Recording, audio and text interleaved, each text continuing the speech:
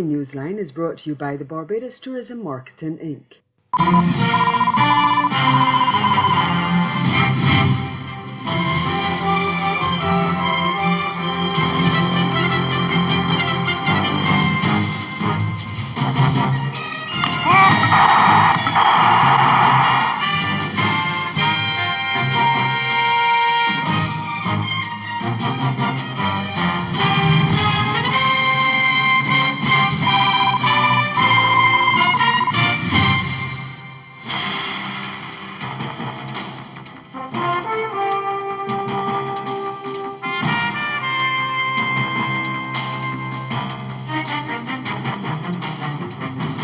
The Ghana government and opposition agree on a short list of candidates for the position of elections boss. Our top story in Caribbean Newsline for Wednesday, July 10th. From the CMC News Center in Bridgetown, I'm Dawn Paris. Good evening. The process of selecting a new chairperson of the Ghana Elections Commission, GCOM, is making progress. 3 days before the Caribbean Court of Justice, CCJ, issues an order on how the country should proceed with choosing an elections boss and holding early general and regional elections, 4 opposition nominees have been shortlisted for the position. Opposition leader Barrett Jagdeo had proposed 11 names from the 18 that President David Granger rejected 2 years ago without giving reasons before appointing retired Justice James Patterson to the post. On Tuesday, at a second meeting to hammer out a replacement for Patterson, who resigned on the heels of the CCJ ruling that the process used by the President to appoint him was flawed and unconstitutional, the list was whittled down to 4. For the 11 names, the 4 are shortlisted, 2 are under active consideration, and 5 have been rejected with reasons given. Director General of the Ministry of the Presidency, Joseph Harmon, who led the government team at the talks, which lasted 2 hours, did not reveal the identities of the 5 rejected or the reasons for their rejection. When pressed, he would only say that some reasons were related to security. The opposition has submitted the names of Annette Arjun Martins, retired Justice of Appeal B.S. Roy, Captain Jerry Govaya, retired Major General Joseph Singh, Attorney at Law Kashir Khan, former Senior Magistrate Krishna Dat Prasad, Human Rights and Conflict Resolution Consultant Lawrence Lachman Singh, retired Major General Norman McLean, Wanzi Lafleur, former Chairman of the Private Sector Commission Ramesh Duku, and retired Judge William Ramlal. The government and opposition teams are scheduled to meet again on Thursday, when they will also examine 8 names submitted by the President, including Patterson, the former chairman. The opposition leader is also expected to submit additional names for consideration. Meantime, President Granger has defended his decision to submit nominees for consideration for the GCOM chairman post. Following the first meeting on Monday, the opposition complained about Granger's submission of a list of 8, saying that while they were not opposed to him making suggestions, any names he recommended should have been floated during discussion and then included in the opposition list if opposition leader Barrett Jagdeo so desired. The complaints were leveled by PPP executive members Anil Nandlao and Gail Teixeira, who are in the opposition's 3-member delegation at the talks.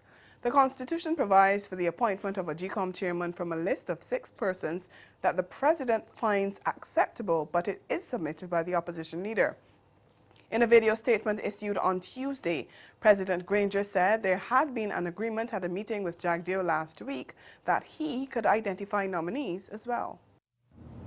Ms. Gail Teixeira, acting on behalf of the leader of the opposition, wrote Mr. Joseph Harmon, Director General of the Ministry of the Presidency, on the 28th of June, saying, and I quote, "The leader of the opposition is not averse to the President informally suggesting names in their proposed engagement for this consideration." These are Mr. Teixeira's exact words. Both sides agreed to establish a joint working group which would shortlist the names to fix and present the list to the leader of the opposition before it is presented to me.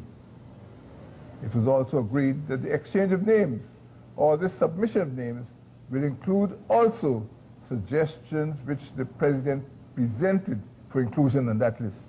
The president insisted he is committed to having a new GCOM chairman in place soon so that the work of the elections body can continue and the polls which are required following his government's defeat in a no-confidence motion last December can be held. The government side remains committed to continuing the dialogue and concluding this election process within days to enable the Election Commission to function. Once done, Guyanese can expect credible elections in the shortest possible time.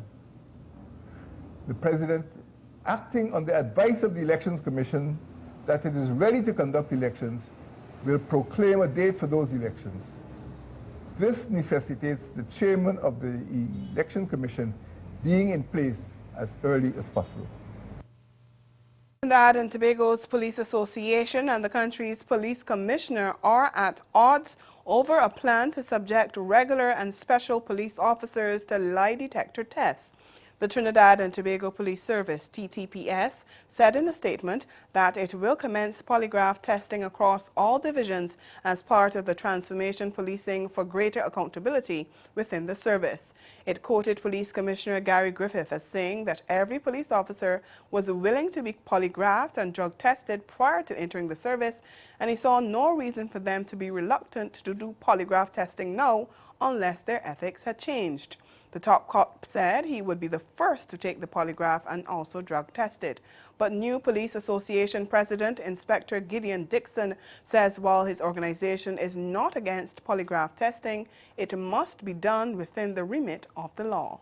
I call and simply say that the Commissioner's intention where polygraph testing is concerned, it is very commendable. All right, it is commendable. However, the Police Association is mindful of the fact that the policy does not supersede the law. And we maintain that anything we do, it must be done within the context of the law. We are aware that the law could change at some point in time, but it requires a process. So we would not be supporting anything that suppresses the law to achieve any particular milestone or yardstick. The fact remains that the polygraph testing is not a complete nor accurate science. Inspector Dixon was adamant that the law is specific about when polygraph testing can be done. That's when an individual applies to enter the police force or when an officer is applying to enter a specialized section of the force. Polygraph in itself is a fundamental terms and agreement position. It impacts upon your fundamental terms and agreement of office. And anything that impacts upon your fundamental terms and agreement is an issue which falls directly under the purview of the Chief Personnel Officer. And we maintain that. We are saying that our Commissioner, it is very commendable, and we, in fact, the association, support all efforts to rid the organization of alleged rogue elements, because once they are there, they compromise national safety, both for the members of the public and also for the Trinidad and Tobago police officers. But in the same breath, we are saying that to get them out or to get these perpetrators out of the organization, one cannot go around the law, right? One cannot do something illegal to get the best result. And the Police Association head said he would support officers who refuse to take the test. We stand in solidarity with them in relation to the testing. And that is to say that we will not allow our membership to be oppressed because of an issue that speaks to fundamental terms and agreement of office. So, in fact, on a point of principle, if a member does not want to do the polygraph test, he ought not to be victimized. That was the Trinidad and Tobago Police Association President, Inspector Gideon Dixon, speaking on CNC3's Morning Brew on Thursday. On Wednesday. The Jamaica Parliament has approved amendments to several pieces of legislation that the government says will provide law enforcement authorities with significant powers to tap phone calls and seize the property of suspected gang members. National Security Minister Dr. Horace Chang, who piloted the amendments to the Interception of Communications Act, the Proceeds of Crime Act, the Law Reform Fraudulent Transactions Act, and the Criminal Justice Suppression of Criminal Organizations Act, said they were needed based on recommendations from a joint select committee as well as contributions from law enforcement officials. The amendments will allow police to apply to the court for permission to intercept the phone calls of suspected gang members and lottery scammers. They'll also allow police to trace how specific assets were acquired by certain people over a 10-year period. The National Security Minister said these far-reaching provisions will also be used to deal with other offences that are causing a challenge for police. Still to come, the Trinidad government optimistic despite a downgrade from Standard & Poor's. Stay with us.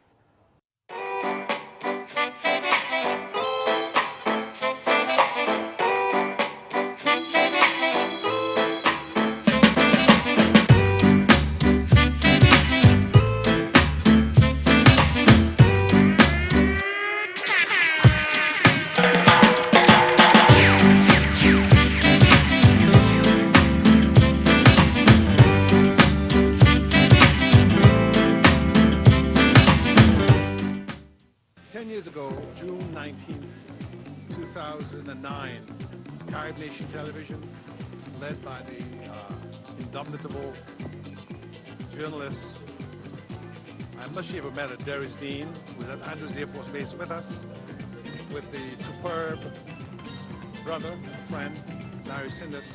We captured for posterity the last of those servicemen from the then British West Indies who served in World War II. Let's talk a little bit about Flowers video. Okay, so we actually, so for Flowers, Flowers is actually, the video right now is the flowers coming out of my mouth, right? Which is like this kind of play on, kind of rejecting the norm, sure. Right? Of like, you know, the Flowers song is really about like, bring me you, bring me an apology.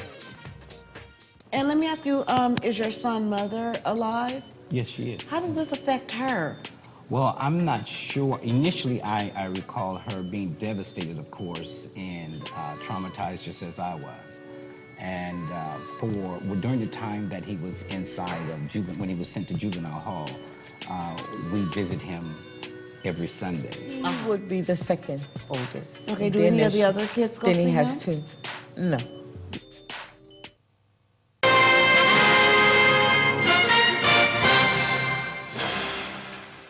The Trinidad and Tobago government appeared optimistic as it responded to a downgrade by U.S.-based ratings agency Standard & Poor's, S&P.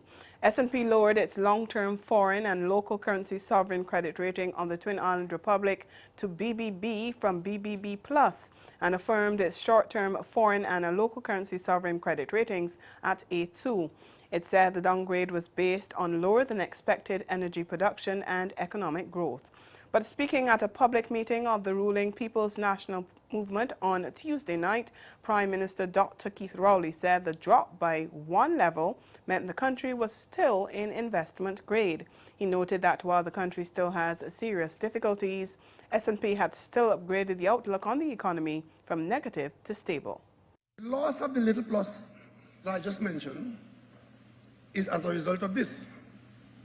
Unexpectedly lower gas production over the next several years, which may limit the energy sector's contribution to economic growth, and disappointing results in the infilling drilling program. You would have heard the other day that BP announced in one of their infill drilling program, they had hit 2 or 3 dry wells, right? That was taken into account for the country because these are the things of the country. They are projecting a reduction in gas production. This government is not on that wavelength at all. You would have heard all our speeches made in recent times, and you would have seen me travel for 10 days last month to Shell, to BP, to EOG, and to BHP. And you would have seen me last year go to BHP in Australia. It is to make sure that this prediction of reduction in gas production in the years ahead does not come to pass. This week in Newsline Business, farmers in Jamaica count the cost of the ongoing drought, and the Bahamas government says there are no plans to introduce income tax. Here's Mary Claire Williams. The ongoing drought across the Caribbean is driving up prices of agricultural produce, and farmers in Jamaica say their crops are also suffering. President of the Jamaica Agriculture Society, Lenworth Fulton, says the organization has been monitoring the situation in the most affected areas. The drought is heaviest in the St. Thomas and Portland, part of St. Mary, most of St. Ann. Trelawney is not bad, and going west with Hanover and Westmoreland, St. Elizabeth and Manchester are in a terrible state. And that will affect many crops. The yam crops in St. Ann and Manchester will be affected. And in South Manchester, where we have most of the sweet potato cultivation, that is seriously affected. In St. Elizabeth, where we get most of our vegetables from, that is seriously affected. And so we expect food shortage and increase in prices until rain comes. Meanwhile, Minister without portfolio in the Ministry of Agriculture, J.C. Hutchinson, told Parliament that government has allocated funds to provide some relief to the affected farmers. The ministry will be providing urgently needed direct assistance to farmers of $15 million to assist with immediate relief, while proper assessment is being done to determine further assistance or intervention. Over in the Bahamas, Finance Minister Peter Turnquest says the government has no plans to introduce an income tax or corporate tax. According to him, the levy could impact the country's middle class. For us, we already have a flat tax, which is the value-added tax. It's flat. It's across the board. And while there is some degree of regressiveness built into that system, by and large, it is probably the fairest system that you can find globally. When we talk about income tax or personal income tax, we must bear in mind that if we decide that we're going to a progressive tax, at the bottom, which unfortunately makes up a significant portion of our population, are going to be exempt from paying tax, or they're going to pay a very low tax. Mary Claire Williams, Newsline Business. Ahead in Newsline Sport, former CONCACAF boss and FIFA Vice President Jack Warner slapped with a multi-million-dollar penalty in a civil case stemming from the FIFA bribery scandal. The details when we return.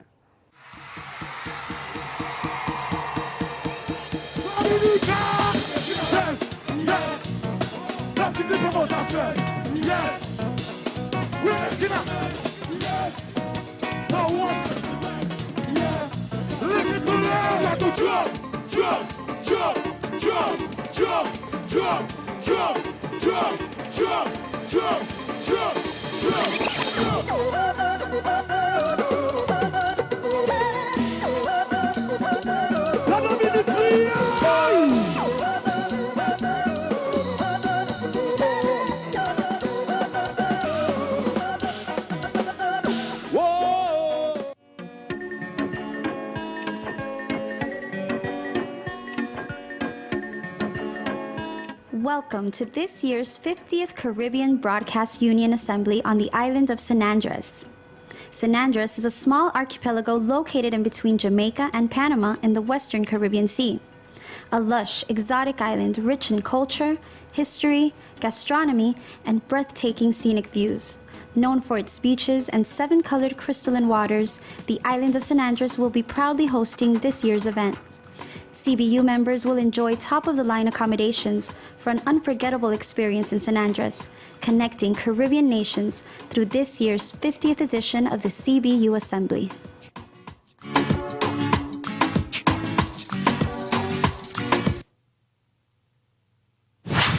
Coming up, top draw acts, influential players, all making moves during Caribbean Week New York. A familiar scenario for hotel icon Sir Royston Hopkins.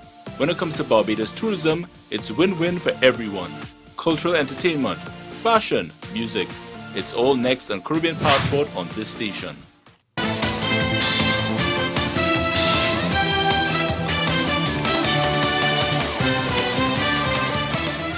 Embattled former CONCACAF boss and FIFA Vice President Austin Jack Warner is facing another legal battle a month after losing his extradition matter.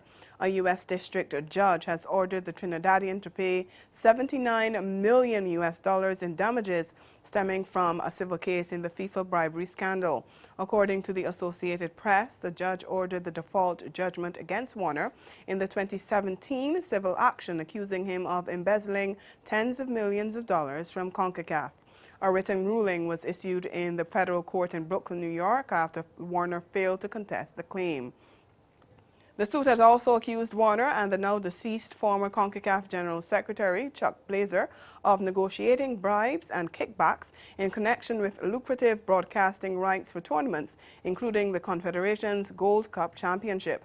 CONCACAF's lawyer, John Custer, issued a statement on Wednesday saying that the Soccer Association intends to pursue all available avenues to enforce the judgment in any jurisdiction where it has reason to believe Warner may have assets. It was only last month that 3 appeals court judges in Trinidad and Tobago dismissed Warner's judicial review against extradition to the U.S. to face criminal charges stemming from his alleged involvement in the FIFA bribery scandal. The 76-year-old is accused of 12 corruption offenses, including racketeering, corruption, and money laundering, but he denies wrongdoing. New Zealand landed a place in a second straight Cricket World Cup final after late half-centuries by Ravindra Jadeja and MS Dhoni narrowly failed to make up for a devastating top-order collapse by India in its 18-run loss at Old Trafford on Wednesday. Needing 240 to win on the reserve day after rain marred Tuesday's play, India were dismissed for 221 with 3 balls remaining.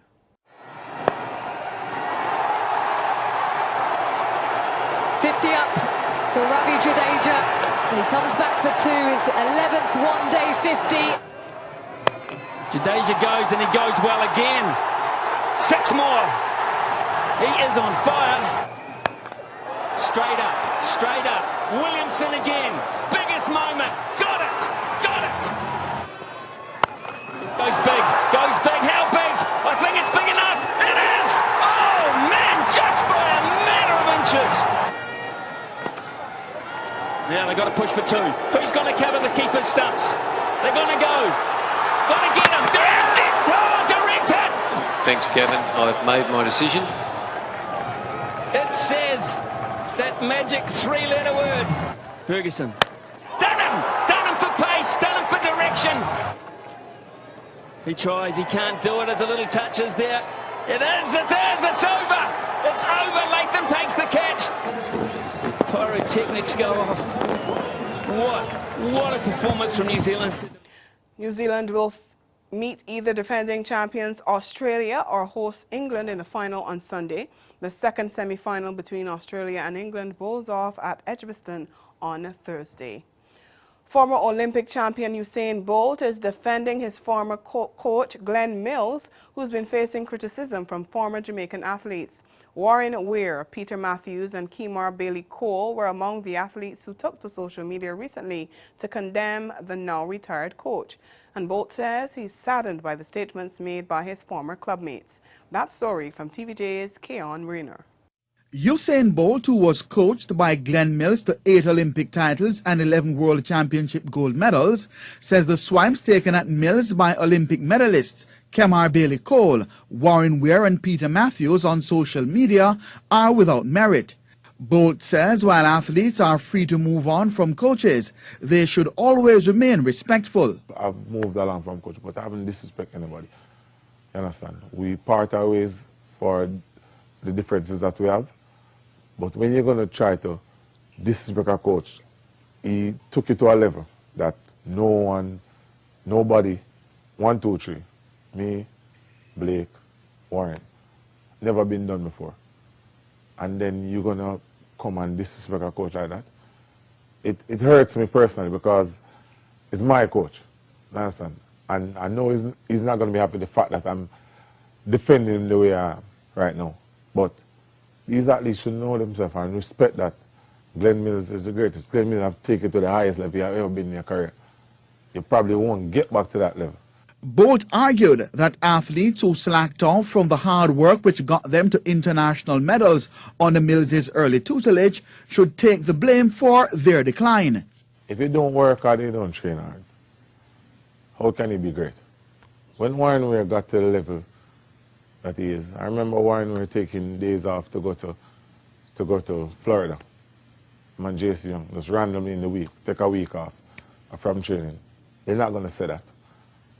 Randomly, just, where's Warren? Oh, he's in Florida with his girlfriend and Jason. They are just frolicking and just relaxing. Who does that in a season? If you're going to attack the coach, say everything.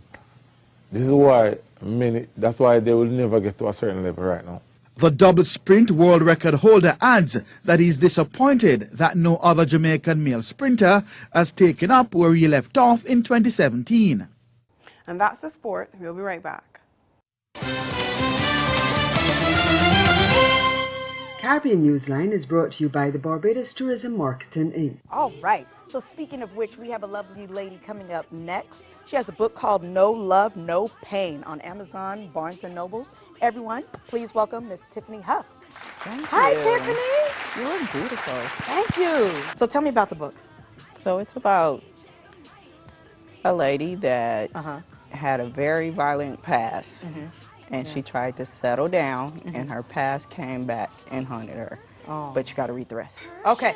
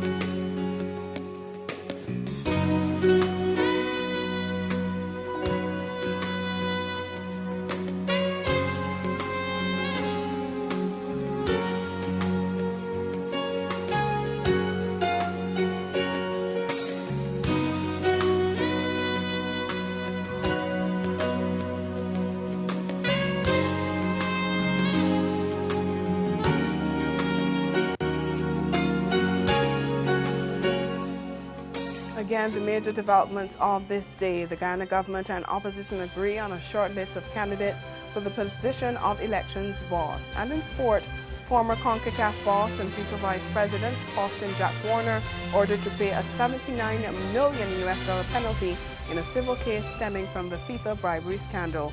And that's Caribbean Newsline. For news and sport around the clock, subscribe to CanaNews.com. For more of our programming, log on to CaribVision.tv and check out our YouTube channel.